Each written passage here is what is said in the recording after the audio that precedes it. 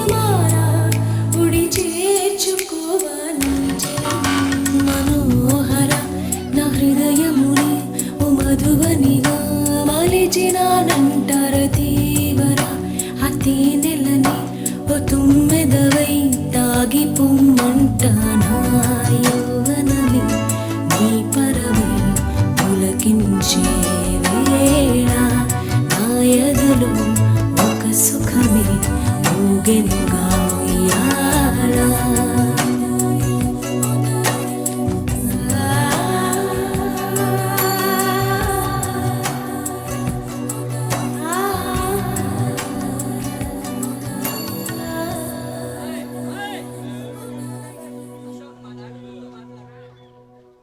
అశోక్, మా డాడీ నీతో మాట్లాడుతా అన్నారు. నేను మాట్లాడాలనుకున్నాను గీత. అయితే కాసేపు వెయిట్ చేయి, మా డాడీ వచ్చేస్తారు. లేదు గీత, నాకు ఒక ముఖ్యమైన పని ఉంది, అది పూర్తి చేసుకుని వెంటనే వస్తానని చెప్పు. వెళ్ళాలా? వెళ్ళక తప్పదు మరి. ఇప్పుడే వస్తాను, ఒక గంటలో. సరే.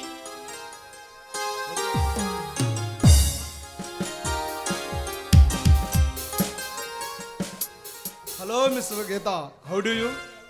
నువ్వా? ఎందుకు వచ్చావు? నేను చెప్పిన పని చేయడంలో ముందుంటాను. కాదు, దౌర్జన్యం చెడులా ముందుంటావు. నో, నేను చేసే దౌర్జన్యం కాదు, దౌర్జన్యాలు ఖండించే కురుక్షేత్రాన్ని. చేసే తప్పుని చాలా మంచిగా సమర్థించుకుంటున్నావు. పొరపాటు. ఇది సమర్థించుకోవడం కాదు, నీలాంటి పరబోతులకు గుణపాఠం చెప్పటం. నాకు గుణపాఠం చెప్పడానికి నీ స్థాయి సరిపోదు మిస్టర్. నా స్థాయిని తెలుసుకోవాలని నీకుందా? అయితే నేను తెలియచెప్పడానికి నాకు అభ్యంతరం లేదు. అసలు నీకంటూ ఒక స్థాయి ఉంటేనే కదా నాకు బుద్ధి చెప్పడానికి. నీ దృష్టిలో ఏ స్థాయి అయితే చెప్తారో నీకు పాఠం చెప్పడానికి.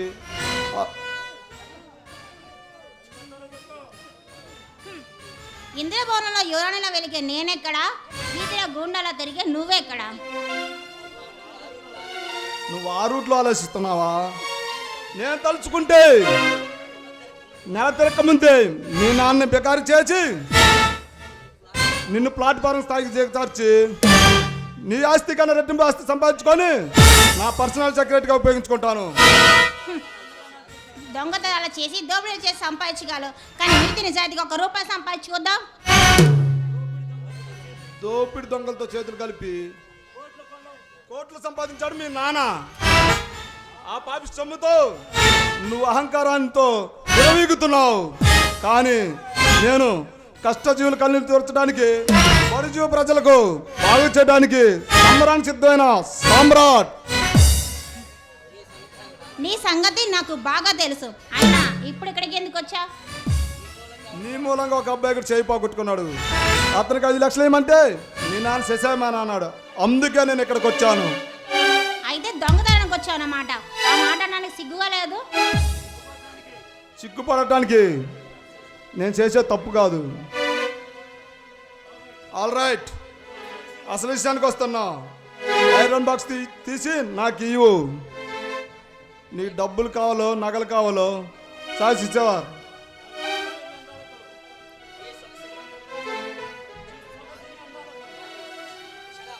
షడప్, మర్యాదగా బయటికి వెళ్ళు, లేకపోతే పోలీసులు ఫోన్ చేస్తా. జాగ్రత్త. వాళ్ళు వచ్చేసరికి అంతా అయిపోతుంది. ఎక్కడి నుంచి మొదలు పెట్టమంటావు? నీ నగల్లా నీ పగల్లా సాక్షి ఇచ్చేవారు. ఈ విధంగా వచ్చి పెద్ద నీతి మంత్రిలా మాట్లాడుతున్నాం. దీనికన్నా ముష్టి ఎత్తుకోవడం మంచిది. ఓకే, దొంగ చేయాల్సిన అవసరం నాకు లేదు. ఏకంగా నిన్ను తీసుకెళ్తాను. అప్పుడు మీ నాన్న 5 లక్షలైంది 10 లక్షలని తీసుకొస్తాడు. రా, కమాన్.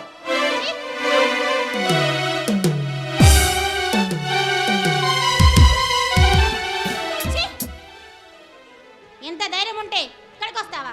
లేదా బయటికి వెళ్ళు.